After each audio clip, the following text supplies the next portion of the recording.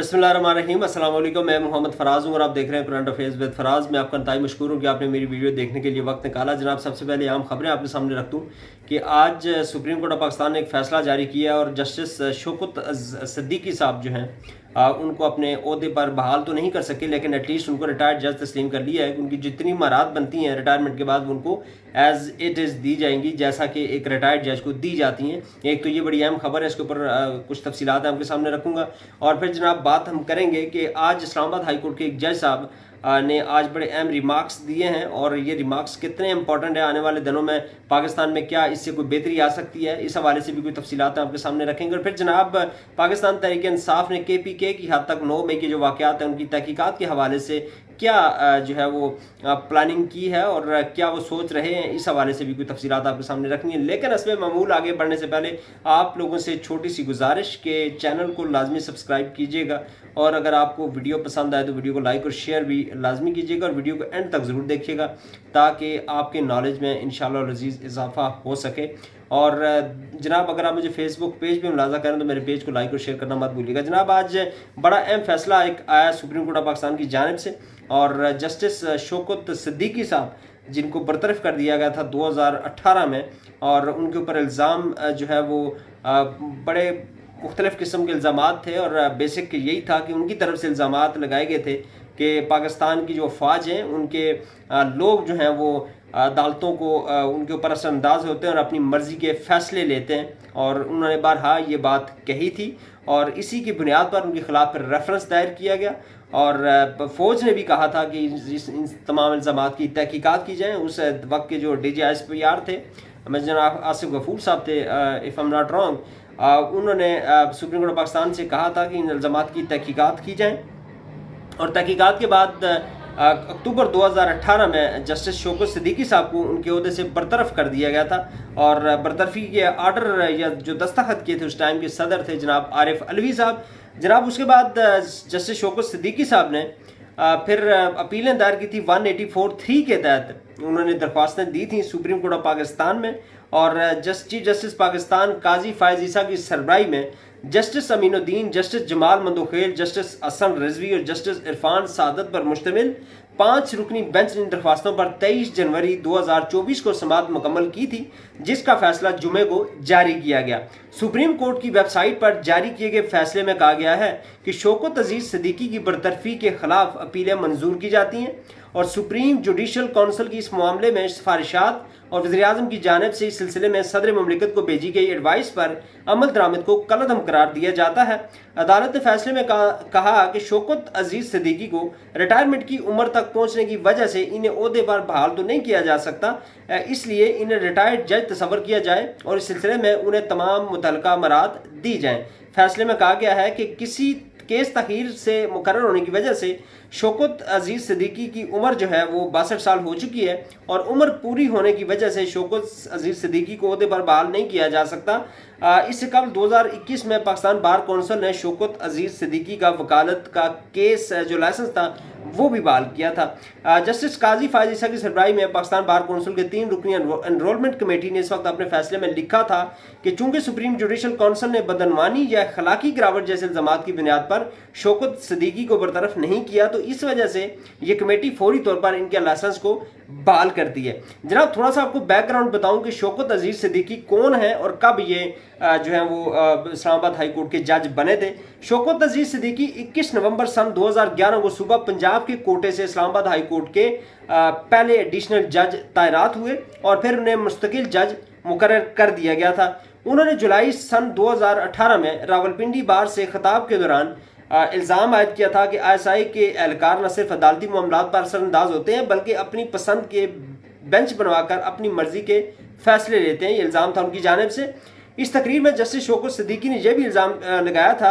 कि ISI के एहलकारों ने इस्लामाबाद हाई कोर्ट के चीफ जस्टिस अनवर कासी से मुलाकात करके उन्हें साबिक वज़ीर-ए-आज़म नवाज शरीफ, मरीम नवाज और कैप्टन रिटायर्ड मोहम्मद सफदर को एहतसाब अदालत से मिलने वाली सजा के खिलाफ अपीलों की समाअत 25 जुलाई को मुल्क में होने वाले आम इंतखाबात के बाद करने का कहा गया था, जिसे शौकत सिद्दीकी के बकौल तस्लीम कर लिया गया था। जस्टिस शौकत सिद्दीकी ने कहा कि इन इल्ज़ामात पर फौज के तर्जमान उस वक्त के जो तर्जमान थे फौज के जनाब आसिफ गफूर साहब ने सुप्रीम कोर्ट के चीफ जस्टिस को तहकीकात करने और कानून के मुताबिक कार्रवाई करने का जो है वो दरख्वास्त की थी। मज़कूरा जज की इन बयानात की रोशनी में वज़ारत दिफा की जानिब से एक शिकायत सुप्रीम जुडिशल काउंसिल में दायर की गई थी। सुप्रीम कोर्ट के साबिक चीफ जस्टिस मियां साकिब निसार की सरबराही में सुप्रीम जुडिशल काउंसिल ने इस शिकायत पर आइन के आर्टिकल 209 के तहत जस्टिस शौकत सिद्दीकी के खिलाफ कार्रवाई करते हुए सदर मुमलिकत से इस्लामाबाद हाई कोर्ट के मज़कूरा जज को उनके ओहदे से हटाने की सिफारिश की थी। इस सिफारिश पर अमल दरामद करते हुए इस वक्त के सदर पाकिस्तान डॉक्टर आरिफ अलवी ने अक्टूबर सन 2018 में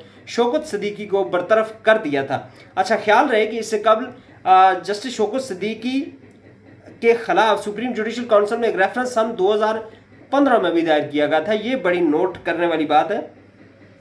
सुप्रीम जुडिशल काउंसिल में एक रेफरेंस इनके खिलाफ 2015 में भी दायर किया गया था। याद रहे कि 2015 में नून लीग की हुकूमत थी और इन पर इख्तियारात से तजावज़ करते हुए सरकारी घर पर तज़य्युन और राइश के लिए लाखों रुपए खर्च करने का इल्ज़ाम था। यानी कि 2015 में जो रेफरेंस दायर किया गया था वो इस बुनियाद पर दायर हुआ था कि इनके अब सरकारी खर्चे पर घर की तज़य्युन और राइश के लिए इन्होंने पैसे खर्च किए, ये इल्ज़ाम था। जस्टिस शौकत सिद्दीकी अमली सियासत में भी हिस्सा ले चुके हैं, ये सियासत में भी इन्होंने हिस्सा लिया और उन्होंने जमात इस्लामी के टिकट पर रावलपिंडी से इंतखाबात में भी हिस्सा लिया था, लेकिन ये नाकाम हो गए थे। जनाब, ये तो खबर है सुप्रीम कोर्ट ऑफ पाकिस्तान से, और क्यों इतनी इंपॉर्टेंट है इस पर आप भी सोचिएगा, क्योंकि इस वक्त जो सूरत हाल है और जो हमारे चीफ जस्टिस मौजूद चीफ जस्टिस पाकिस्तान है, उन्होंने पिछले हफ्ते DHA के कुछ केसेस थे, DHA के हवाले से कोई रिमार्क्स उनके आए थे, वो भी बड़े इंपॉर्टेंट थे। आप थोड़ा सा सर्च करेंगे तो आपको मिल जाएंगे कि क्या इल्ज़ामात थे और क्या उनके जो रिमार्क्स थे बड़े इंपॉर्टेंट थे। और फिर ये आज का फैसला, और फिर इसी के चंद कदम आगे इस्लामाबाद हाई कोर्ट के एक जज ने आज एक रिमार्क्स दिए, बड़े दबंग रिमार्क्स थे उनके भी। जस्टिस सरदार एजाज साहब थे, जस्टिस सरदार एजाज इसहाक साहब, उनके रिमार्क्स थे। और रिमार्क्स थे जनाब इमरान खान साहब की मुलाकात न करवाने के हवाले से। सुप्रिटेंडेंट जेल ने जो मुलाकात नहीं करवाई, उस हवाले से आज केस की समाअत थी और उसमें फिर जज साहब ने रिमार्क्स दिए। जब जो सुप्रिटेंडेंट जेल है उन्होंने इनकार किया कि हम ये मुलाकात नहीं करवा सकते, और इसलिए नहीं करवा सकते कि जेल रूल्स के अंदर इसकी गुंजाइश नहीं है कि ऑनलाइन मुलाकात किसी की करवाई जाए। जिस पर जज साहब फिर फट पड़े और ये ज़मीर उनका, चूँकि ज़मीर ने आवाज़ दी और फिर वो फट पड़े। उन्होंने कहा कि यार, जो वज़ीर आला पंजाब है, उन्होंने कोट लखपत जो जेल है वहाँ पर जाकर ये क्रेडिट लेने की कोशिश की और वहाँ पे उन्होंने कहा कि ये एशिया की पहली जेल होगी जो कि ऑनलाइन जिसकी मुलाकात हम करवाएंगे। तो अगर जेल मैनुअल्स में, ये जेल रूल्स के अंदर ये चीज़ शामिल नहीं थी, तो उन्होंने फिर उसी सूबे की एक बड़ी जेल में जाकर, लाहौर में जाकर ये क्यों ऐसा फरमाया। जाहिर है वहाँ पे जाके किसी की मर्जी तो नहीं चल सकती। अगर आपने रूल्स को फॉलो करना है तो फिर रूल्स के मुताबिक जो चीज़ नहीं है तो वहाँ पे भी नहीं हो सकती, और अगर वहाँ पे नहीं है और वहाँ पे ऐलान किया गया तो फिर यहाँ पे भी होना चाहिए। तो बहरहाल इस के दौरान उन्होंने फिर रिमार्क्स दिए, बड़े दिमाग रिमार्क्स थे। उन्होंने कहा कि जनाब, हमें पता है कि कहाँ से अहकामात आपको मिलते हैं, और जो अहकामात, अगर ये 200 अफसरान जो हैं, जो सिविल ब्यूरोक्रेसी के लोग हैं, अगर 200 अफसरान इन अहकामात को लेने से इनकार करते हैं तो ये मुल्क सीधा हो सकता है, ये जज साहब ने कहा। और उन्होंने कहा कि मैं जो लिख कर दूंगा, मैं जो ऑर्डर करूंगा, मैं एक कागज़ पर लिख कर दूंगा, और दूसरी जानिब उन आर्डर्स को, जो दूसरी जानिब से आर्डर आते हैं, उनको बे करवाने के लिए जब बंदूक सर पे होगी, आपकी जो फैमिली है उसको थ्रेट होगा, तो फिर ऑब्वियसली फैसला दूसरी साइड का माना जाएगा। ये जस्टिस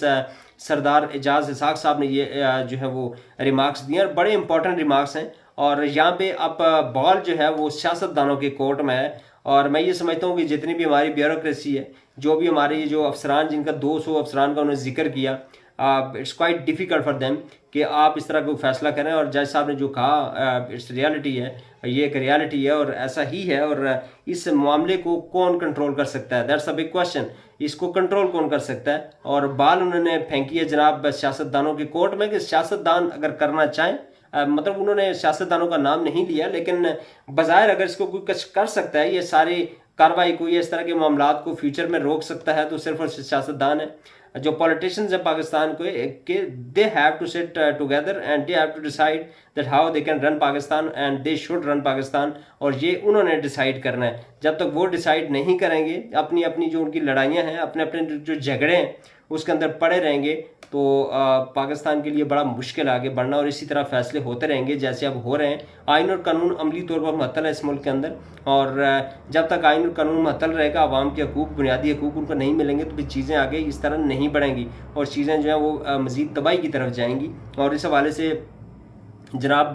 कल जो राना सनाउल्लाह साहब हैं उन्होंने इस बात का एतराफ़ भी किया है कि हम बुरी तरह फंस चुके हैं और हमारा बचना अब काफ़ी मुश्किल है। हुकूमत ज़्यादा से ज़्यादा चल भी गई तो साल 6 महीने ही चलेगी, और यही प्रोडिक्शन की थी इमरान खान साहब ने भी, और राना सनाउल्लाह साहब ने इस पर मोहर सख्त की है। और ये बिल्कुल वाज़ेह है कि जिस तरह के हालात इस वक्त हैं बड़ा मुश्किल होगा, कोई मोजज़ा ही होगा कि ये हुकूमत अपना टेन्योर पूरा कर ले। अदरवाइज़ चीज़ें जो जिस तरह चल रही हैं और जितने मुश्किल हालात आने वाले हैं, खासकर IMF की जो शराइत हैं, उन शराइत को अगर मद्देनज़र रखें तो आने वाले दिन इतने मुश्किल हैं कि अवाम की चीखें निकलेंगी। जब अवाम के लिए मुश्किलें बढ़ेंगी तो फिर उसके बाद हुकूमत का चलना खासा मुश्किल होगा, और ये खासा राना सनाउल्लाह साहब ने भी इसी जानिब जो है इशारा किया है। जनाब, आखिरी खबर हमारी आज की कि पाकिस्तान तहरीक इंसाफ ने जो 9 मई के वाक़यात थे और सूबे की हद तक उन्होंने पेशावर हाई कोर्ट से रजू करने का फैसला किया है, और पेशावर हाई कोर्ट से दरख्वास्त करेंगे कि आप एक जुडिशल कमीशन बनाएं सूबे की हद तक, जो तहकीकात करे कि रेडियो पाकिस्तान और बाकी जो सरकारी इमलाक थी इन पर जिन लोगों ने हमला किया वो कौन लोग थे और उनका मकसद क्या था और क्यों उन्होंने हमला किया और पाकिस्तान तहरीक इंसाफ का नाम क्यों इस्तेमाल हुआ। ये सिर्फ सूबे की हद तक होगा ऑब्वियसली, और चूंकि पाकिस्तान तहरीक इंसाफ पहले भी इस बात का इरादा कर चुकी है कि हम अपने तौर पर इसकी तहकीकात करवाएंगे, और होनी भी चाहिए। जुडिशल कमीशन इसका जो नेशनल लेवल पर बनना चाहिए, सुप्रीम कोर्ट ऑफ पाकिस्तान को जुडिशल कमीशन बनाकर इस सारे मामले की तहकीकात करनी चाहिए कि कौन लोग थे जिन्होंने शुदा की जो यादगारें थी उनको नुकसान पहुँचाया, ये सरकारी इमलात को नुकसान पहुँचाया, रेडियो पाकिस्तान की इमारत को तोड़ा, GHQ पे हमला किया। ये